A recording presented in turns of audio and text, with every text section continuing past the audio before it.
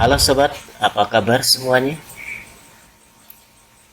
Berjumpa kembali bersama saya, Dimas Suhermat, pada channel Chess Live.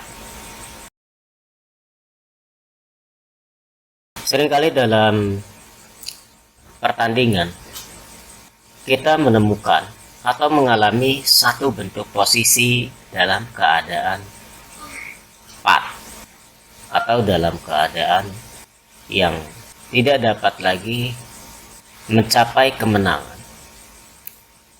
namun juga tidak kalah. Dalam artian bahwa di sini terjadi draw atau remis. Padahal kita merasakan atau kita mempunyai pemikiran bahwa partai ini sebetulnya kita unggul. Namun kenapa mesti draw? Nah, pada video kali ini saya akan membahas tentang tema tersebut, yaitu tema menghindari remis atau terhindar dari remis. Untuk lebih singkat dan lebih jelasnya, mari kita perhatikan beberapa contoh atau pelajaran berikut. Semoga dari sobat sekalian dapat menyimak dan dapat mengambil pelajaran dari contoh-contoh ini sebagai ilustrasi atau sebagai pengalaman sebuah permainan babak akhir. Pelajaran pertama, perhatikan sobat pada bangunan ini bahwa saat ini putih giliran melangkah. Nampak bahwa hitam memiliki 4 bidak dan putih 3. Namun ketika bidak hitam itu mengalami penumpukan yang berlebih pada satu lajur, yaitu lajur G. Dilihat dari bangunannya bahwa hitam terlebih dahulu dapat mencapai daerah pertahanan putih, sedangkan raja putih itu masih sangat jauh berada di bawah, dan kemungkinan nampak unggul itu justru terletak pada hitam. Tapi sebetulnya dari pergerakan perputaran atau manuver langkah, jelas putih terlebih dahulu bisa mencapai raja yang berada di depan. Namun jika putih salah melangkah, maka akan terjadi pat atau akan terjadi remis. Sebagai contoh berikut, jika putih melangkah raja H2, maka hitam dapat membalasnya dengan G3 skak. Terpaksa mau tak mau raja kali G3, G4, raja E4, dan hitam dapat membalas dengan raja H4. Kemudian putih berusaha untuk memajukan pionnya dulu dengan E5, G5 skak, raja F5, raja G3, raja kali G5. Perhatikan sepertinya putih unggul ya pada posisi ini karena putih dapat terlebih dahulu menghabiskan pion hitam. Namun ini hanya nampaknya saja karena putih tidak memiliki tempo yang cukup untuk dapat mengambil pion yang berada di D7. Kita lanjutkan. Hitam raja kali G2 dan putih melanjutkan raja kali G4, raja F2, terpaksa harus maju E4, raja E3, raja F5, dan hitam menunggu langkah dengan raja F3. Disinilah terjadi remis. Putih tidak dapat memajukan pion E6 karena setelah dipukul oleh pion, kemudian dipukul oleh raja, dan hitam memukul pion putih dan habis. Demikian juga ketika pada posisi kembali ke awal, kita kembalikan ke awal lagi seperti tadi. Demikian juga ketika putih melangkahkan pionnya G3, memaksa hitam untuk berputar, yaitu raja H6, Raja G1, Raja G7, Raja F2, Raja F6, Raja E3, Raja E5, Raja D3, D5. Dan setelah E kali D5, Raja kali D5, E4 skak, Raja E5, Raja E3, Raja D6, Raja D4, Raja E6, E5, Raja F5, dan kembali terjadi pat jika Raja ke D5. Kembali terjadi pat jika Raja ke D5. Sedangkan jika putih seumpamanya ya, tadi posisi tadi memberikan pion ini secara sia-sia di Raja F5 ya, dengan E6 gitu ya, otomatis dipukul Raja E4 dan terus seperti ini, Raja D6, Raja D4, terjadi raw atau remis. Pada langkah ke-8 tadi, nah ini ya, jadi kalau seumpamanya hitam itu melangkah Raja E6, maka ya Raja D4, Raja F6, Raja D5 ya, itu kalah ya, memang kalah hitam.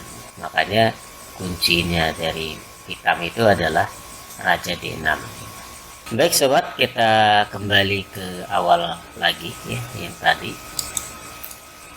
Jadi setelah dicoba dengan Raja H2 juga dengan G3, ternyata hasilnya hanya berupa draw atau remis.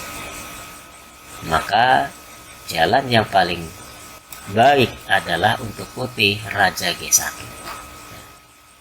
Kita lihat ya, jika di sini hitam G3 ya, maka terus ya Raja F1. Jika salah Raja G1 hitam mencoba dengan Raja H4, maka putih dapat melangkahkan rajanya ke petak F2, D6, umpamanya mencari tempo ya, E3. Keliru sobat jika putih melangkah G3 ya, maka ini akan berakibat kalah ya, karena ada Raja H3 ya. Tempo E3 juga dapat ditempo dengan Raja H2 ya. Kita kembali ya, setelah tadi Raja H4, Raja F2, D6, barulah E3. Jadi memaksa agar hitam yang terlebih dahulu maju pion ke G3, jadi bukan putih ya. Nah, baru setelah ini ya, G3, Raja F3, G4, Raja F4 terus ya. Dan seterusnya setelah G5 ya, Raja F5. Nah, maka segera putih dapat mengambil pion D6 dan mempromosikan pion yang berada pada lajur E. Kita lanjutkan yang tadi setelah Raja G1. Setelah Raja G1, hitam G3, Raja F1, G4, Raja E1. Nah, lagi-lagi ya sobat ya, jangan sembarang melangkah pion ya, karena pion itu untuk tempo ya. Pion kalau sudah dilangkah itu dia tidak akan kembali mundur, nggak bisa. Sebagai contoh begini tadi, setelah G4 nih E3, Raja G5, Raja E2, Raja F6, Raja D3, Raja E5. Terpaksa kan, akhirnya terpaksa Raja E2, Raja E4, dan hasilnya nih bisa draw atau bisa juga ya kemungkinannya kalah ya. Tapi yang jelas ini draw ya, jika putih terus bertahan di sini. Jadi Raja D2, Raja E2, Raja D2 bolak-balik ya. Dan akhirnya ya hasilnya kembali draw. Kita lanjutkan yang tadi setelah G4, Raja E1, Raja G5, Raja D2, Raja F4, dan Raja D3. Inilah temponya, Raja E5. Jika di sini hitam mencoba untuk G5, maka putih dapat membalasnya dengan Raja D4 ya. Setelah D6 maka E3 ya, E3 skakmat malah ya. Oke, kita kembali ke yang tadi, raja D3, raja E5, raja E3 lagi, G5, raja D3. Tujuan putih adalah menghabiskan tempo hitam, D6. Nah, jika di sini langsung D5, maka E kali D5, raja kali D5, E4 skak, raja E5, raja E3, raja E6, raja D4, raja D6, E5 skak, raja E6, raja E4, raja E7, dan raja F5 ya. Akhirnya putih dapat mengambil seluruh pion hitam yang berada pada lajur G. Seperti ini contohnya, raja F7, raja kali G5, raja E6, raja F4, seperti ini terus. Kita kembali tadi setelah raja D3, hitam langkah D6. Nah, ini pun sama ya, tempo, raja E3, D5, E kali D5, raja kali D5, raja D3, raja E5, dan temponya di sini adalah E3 ya. Keliru sobat jika langsung E4 ya. Jika langsung E4 maka ada raja F4 dan akan terjadi pat lagi ya, seperti tadi.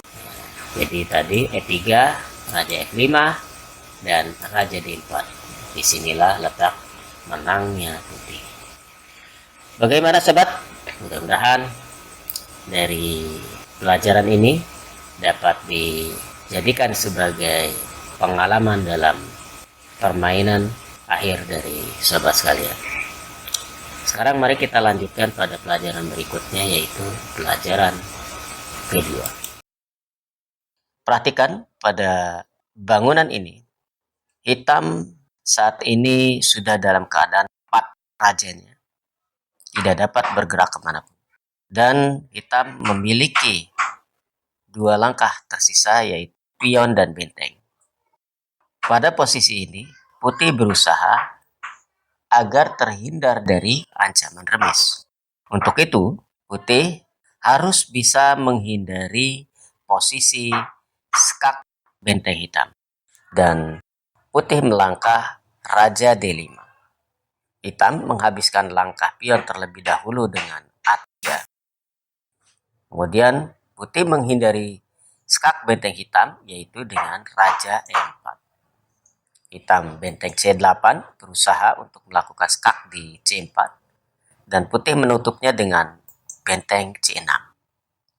Tentu saja hitam tidak akan memukul benteng ini, karena begitu memukul benteng, maka pion F akan promosi menjadi menteri sekaligus skak mati. Hitam benteng B8 terus berusaha agar dapat melakukan skak. Putih raja E3, agar ketika benteng skak di B3, maka dapat dipukul oleh pion, sehingga hitam mempunyai tempo melangkahkan pion A-nya. Seperti contoh berikut kita langkahkan sobat. Ketika hitam benteng B3 skak, maka dipukul oleh pion. Dan hitam masih memiliki satu tempo pion, sehingga putih dapat melakukan skakmat dengan benteng atau skakmat dengan pion promosi. Kita lanjut sobat. Setelah raja E3, hitam langkah benteng D8. Terus berusaha agar bisa melakukan skak. Putih menutupnya dengan benteng D6. Hitam kembali benteng C8 untuk mencoba skak pada petak C3. Dan putih menutupnya dengan benteng D3. Hitam tidak ada langkah. Kemudian hitam kembalikan benteng ke F8. Putih melangkah benteng D4 untuk mengambil pion yang berada di G4, agar ketika melangkah maka hitam masih mempunyai satu pion, yaitu G5, G4. Benteng C8 berusaha kembali untuk melakukan skak. Raja E4. Intinya bahwa putih harus bisa menghindari ancaman skak yang terus-menerus atau abadi. Hitam kembali benteng F8. Raja D3 kali ini. Benteng C8 akan melakukan skak kembali. Ditutup oleh benteng C4. Benteng D8 skak. Raja C3. benteng D3, putih melangkah raja B4. Di sini hitam tidak dapat skak di B3 karena akan terjadi seperti hal tadi, yaitu dimakan oleh pion. Kembali hitam benteng D8, kemudian putih benteng kali G4. Inilah tujuan agar putih dapat melakukan ancaman yang lain karena hitam mempunyai tempo, yaitu melangkahkan pionnya. Benteng B8 skak, raja C3, benteng C8 skak. Sekarang putih dapat menutup benteng ini dengan benteng C4. Benteng D8, benteng E4 mengancam mat di E8. Tidak ada lagi jalan di sini. Sobat, bahwa ketika hitam skak pun akan terus didekati oleh raja. Karena sekarang hitam memiliki pion G4, benteng E8 skak. Akhirnya hitam mengalami skak mat. Demikian sobat pelajaran kedua. Sekarang mari kita lanjutkan pada pelajaran ketiga. Posisi ini hitam memiliki satu menteri, sedangkan putih mempunyai sepasang gajah dan satu pion bebas yang berada di H. Namun itu dapat diatasi atau dapat dipukul ya oleh raja atau oleh menterinya. Untuk menghindari terjadinya remis bahkan kalah, putih melangkah H8 menjadi menteri, terpaksa dipukul oleh hitam dengan menteri kali H8. Putih melakukan skak pada F kali G5 skak. Hitam melangkah raja G7. Perhatikan sobat bahwa jika hitam raja kali G5, maka putih dapat memakan raja hitam ini dengan gajah E3. Dan jika hitam raja H7, posisi tadi, raja H7, maka putih dapat melangkahkan pionnya G6 skak, raja H6, gajah E3 skak, raja G7, gajah D4 skak, raja F8, G7 skak, menteri kali G7 terpaksa, dan gajah C5 skak mat karena raja terblokade oleh menterinya sendiri. Kita lanjut ketika raja G7, gajah D4 skak, raja F8, di sini raja D5. Tentu saja putih tidak dapat memukul menteri ya sobat, karena ketika memukul menteri ya, maka terjadi pat dan akhirnya remis. Raja hitam tidak dapat bergerak manapun. Dan juga keliru ketika hitam raja F8, gajah E5 ya, hendak melakukan skak. Karena ada langkah menteri F6 skak sehingga terjadi pat ketika dipukul oleh gajah, oleh pion ataupun oleh raja. Kita lanjut setelah raja D5. Hitam berusaha untuk keluar menterinya dari H8 ke H7. G6, menteri H5 skak, raja E6, menteri H6 melakukan pinning atau ikatan pada pion sehingga tidak bisa bergerak. Putih gajah E5 untuk langkah tunggu, langkah menunggu sehingga hitam mengalami suksuang. Terpaksa menteri H8, G7 skak, terpaksa menteri kali G7 dan gajah D6 skak. Oke sobat, kita lanjut pada pelajaran berikutnya yaitu pelajaran keempat. Perhatikan saat ini bahwa raja hitam sudah tidak dapat bergerak, artinya dalam keadaan pat, sehingga hitam untuk mencapai remis itu dengan cara menghabiskan langkah pion dan bentengnya yang masih bisa. Dan putih berusaha menghindari remis ini dengan langkah H7. Hitam benteng E1 skak, raja H2. Dan di sini hitam melangkah benteng E5. Apa tujuan dari benteng E5? Tujuannya adalah ketika promosi menjadi menteri, maka benteng tidak dapat jalan. Dan pion pun tidak dapat jalan. Sehingga terjadi pat.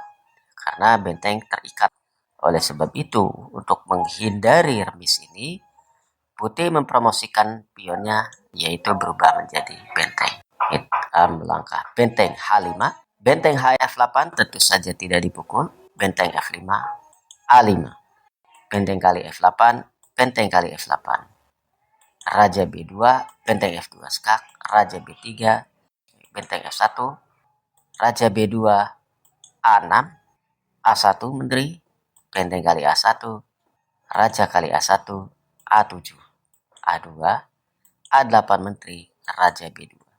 Perhatikan sobat, secara teori, jika saja hitam tidak memiliki pion yang berada pada lajur H tersebut, maka secara teori ini adalah miss. Pion yang berada di lajur A, lajur C, lajur F, dan lajur H ketika dalam posisi pion di baris kedua atau ketujuh dan dikawal oleh rajanya, walaupun lawannya memiliki satu menteri, maka ini adalah hasilnya rebis. Dengan catatan bahwa Raja Putih sangat jauh untuk membantu, atau raja lawannya sangat jauh untuk membantu, seperti contoh berikut ini. Namun di sini berbeda, karena hitam masih memiliki dua pion. Dua pion inilah yang menyebabkan hitam kalah. Yaitu caranya seperti berikut ini. Menteri B7 skak, Raja C2, Menteri A6, Raja B2, Menteri B5 skak, Raja C2, Menteri A4 skak, Raja B2, Menteri B4 skak, Raja C2, Menteri A3, Raja B1, Menteri B3 skak, Raja A1 terpaksa. Dan inilah kunci dari keunggulannya, yaitu putih memberikan ruang agar pion hitam dapat melangkah. Raja H1. Terpaksa tidak ada lagi jalan H2. Kemudian Menteri C2 dan satu-satunya lagi langkah adalah H3 dan Menteri C1. Bagaimana sobat? Semoga pelajaran yang keempat ini sudah dapat menambah wawasan Anda, agar ketika kita bermain pada saat kita kritis dan melihat itu seperti remis, maka ada upaya-upaya kita tetap dapat mencapai kemenangan. Baik sobat, mari kita lanjut pada pelajaran terakhir, yaitu pelajaran kelima. Ya, di sini putih memiliki dua pion bebas dan dibantu kudanya, sedangkan hitam memiliki satu benteng. Untuk terhindar dari remis, putih melangkah kuda F6. Hitam menjawab dengan benteng B3. Tentu saja hitam tidak bisa memukul pion dengan raja kali G5 karena putih memiliki ancaman garpu dengan langkah kuda E4. Kita kembali ke posisi tadi setelah kuda F6. Jika di sini hitam mencoba dengan benteng G3, maka putih tetap melangkah kuda E4 agar pionnya tidak dapat dipukul. Hitam benteng G1, lalu putih kuda D2. Hitam tidak dapat memukul pion G ya dengan raja atau dengan benteng, karena ada ancaman garpu kuda di F3. Juga kuda ini berfungsi agar benteng tidak dapat ke B1.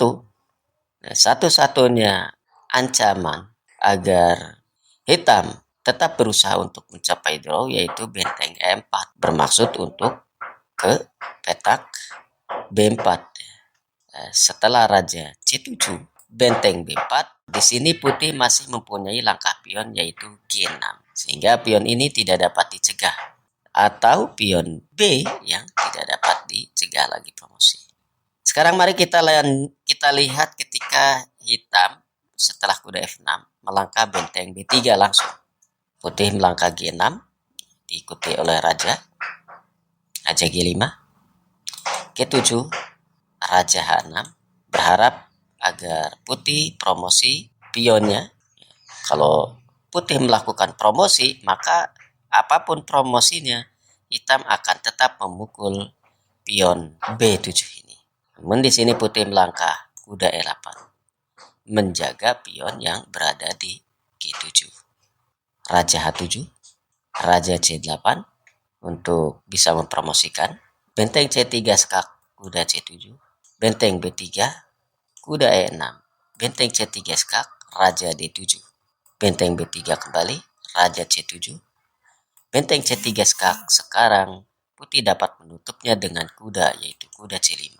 Benteng kali C5 skak, Raja B6.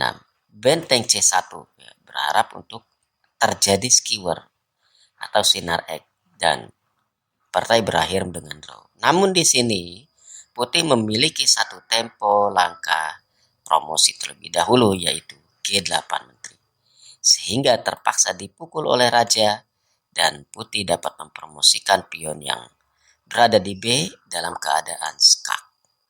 Ya, tentu saja setelah ini sobat, secara teori ya Putih sudah unggul dan kemungkinan pasti akan dapat menggarpu bentengnya. Demikian sobat, pelajaran kita agar kita tetap terus teliti dalam menghitung sehingga game atau partai yang sepertinya memang akan menghasilkan remis dapat kita selesaikan menjadi sebuah kemenangan. Semoga apa yang kita bahas hari ini dapat berguna bagi sobat sekalian dan juga bagi diri saya sendiri. Sampai jumpa pada video-video selanjutnya. Mohon maaf atas segala kekurangannya. Salam catur, Gens Unasumus.